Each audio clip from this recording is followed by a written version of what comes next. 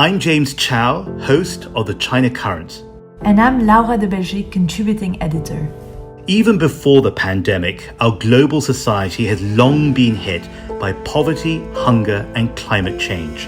But the arrival of a new virus and the damage it's caused has made us aware that we can't live the way we once did. It's also made us more conscious of our weaknesses and our duty to the planet we share. As the world invests in a post-COVID recovery, we need to make sure that the core of our response is green and sustainable. China, with its 1.4 billion people, is central to this story.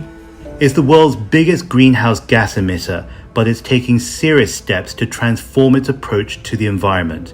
Mary Robinson, Chair of the Elders, told the China Current last year that she's encouraged the country to be even more ambitious in its actions. We've all witnessed China's effort to become cleaner and greener. I still remember the Beijing Olympics in 2008, when factories were shut down to clear away the air pollution. On the night of the opening ceremony and throughout the Olympics and Paralympics, deep blue skies were everywhere to be seen. Closing down heavy industries and coal mines is an obvious and much-needed solution to reduce air pollution, but is also a short-term fix. The longer-term gain is to address the root of the problem by investing in green infrastructure, particularly in urban centers. According to the World Bank, by 2030, 1 billion people in China will be living in cities. So what are we doing to prepare ourselves for that trend? Take, for example, vertical gardens, buildings made of living plants. These gardens help offset the carbon footprint of both people and fuel emissions, and it's gaining in popularity in China and worldwide. 2 years ago, Stefano Boeri, the Italian architect who designed a vertical forest in Milan, began work on the Nanteen Green Towers, a first for Asia. Its 2 towers in the Chinese city of Nanteen not only helps regenerate local biodiversity, but also is designed to absorb 25 tons of carbon dioxide a year and produce 60 kilos of oxygen each day. Mr. Boeri is not stopping there. Later this year, he'll break ground on the world's first forest city in Liuzhou, a mid-sized city also in China, in the southern province of Guangxi.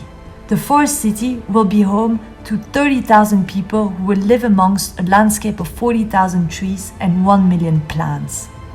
Together, this wealth of nature will absorb 10,000 tons of carbon dioxide and 57 tons of pollutants. The forest city will be self-sufficient, helping to lower air temperatures, improve local air quality, create noise barriers, generate habitats, and build biodiversity in the region. The whole city will run on renewable energy, especially solar and geothermal. If this works, it could have a huge impact.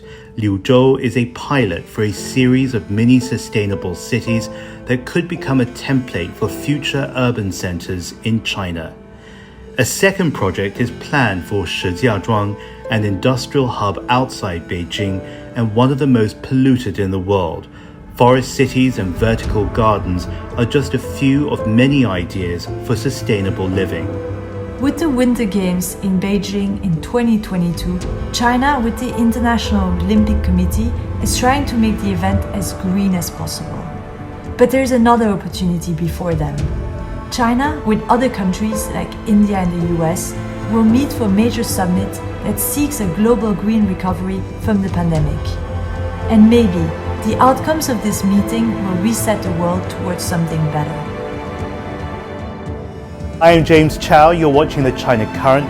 Follow us on social media @the China Current.